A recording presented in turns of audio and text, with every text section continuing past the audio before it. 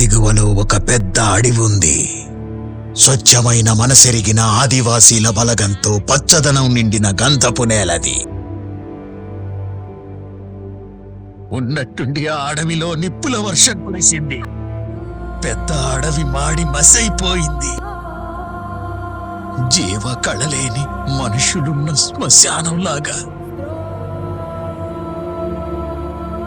పేదోళ్ల చెమటని పీల్చి పిప్పి చేసే కడుపాపాత్ములు, దేహాన్ని చీల్చి రక్తాన్ని తాగే క్రూర సైతానులు,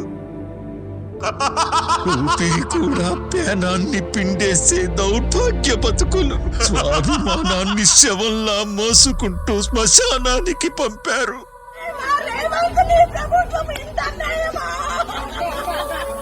మీకు ఫార్మ్ హౌస్ మాకు కడుపు కాలుతున్నాయి, ఎందుకంటే మా భూమిలు పోతున్నాయి. అసలు ఎందుకు వచ్చింది సార్ ప్రభుత్వం?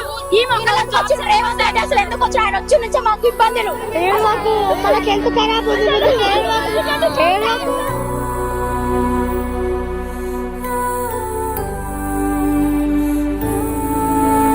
అయితే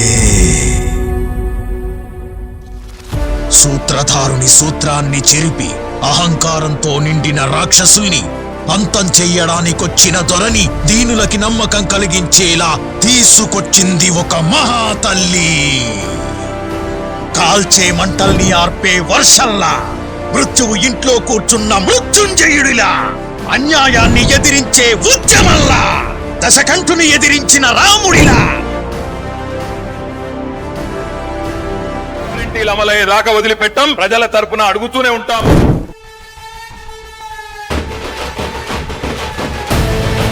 Powerful people come from powerful places.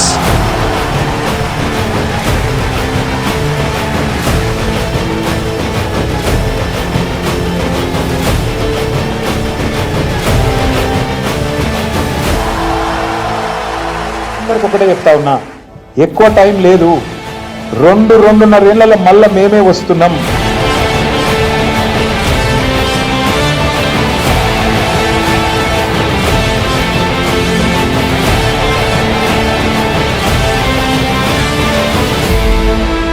నీ వెన్నంటి వేల మంది ఉన్నారనే ధైర్యం నీకుంటే ఒక యుద్ధాన్ని గెలవచ్చు. అదే నువ్వు ముందున్నావని నీ వెనకున్న వేల మందికి ధైర్యం వచ్చిందంటే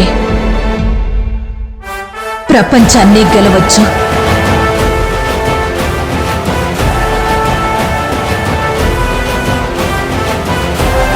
వచ్చాడు వచ్చాడు వచ్చాడు వచ్చాడు వచ్చాడు వచ్చాడు. ఇది మొదటి అధ్యాయం మాత్రమే. బరాబర్ ప్రతి పేరు రాసి పెట్టుకుంటాం, ప్రతి ఒక్కరి మాటలు యాది పెట్టుకుంటాం. ఇదివరకు లెక్క మాత్రం ఈసారి ఉండదు. అన్ని లెక్కలు హిసాబ్ కితాబ్ సెటిల్ చేసే బాధ్యత నాది. అసలు కథ ఇప్పుడు మొదలవుతుంది.